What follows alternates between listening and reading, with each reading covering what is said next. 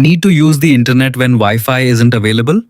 In this video, I'll show you how to turn on mobile data on your Samsung Galaxy phone using two quick and easy methods.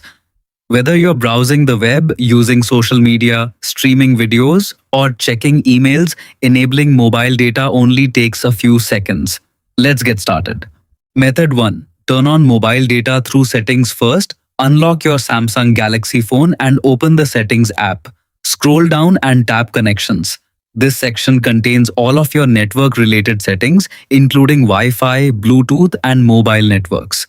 Next, tap Data Usage or Mobile Networks, depending on your Samsung model and One UI version.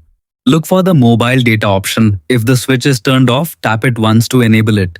When the toggle turns on, your phone will immediately connect to your mobile carrier's data network, allowing you to use the internet without Wi-Fi.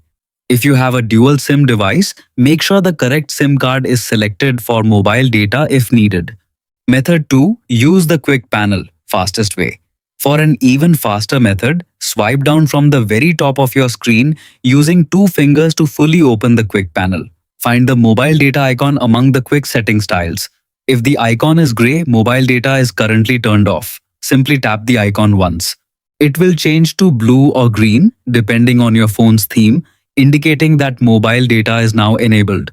If you don't see the mobile data tile, swipe left to check additional quick settings pages or tap the edit button to add it to your quick panel. You can confirm your connection by looking for the 4G, LTE or 5G indicator in the status bar at the top of the screen. If this guide helped you, don't forget to like the video, subscribe for more Samsung tutorials, and I'll see you in the next one. Thanks for watching.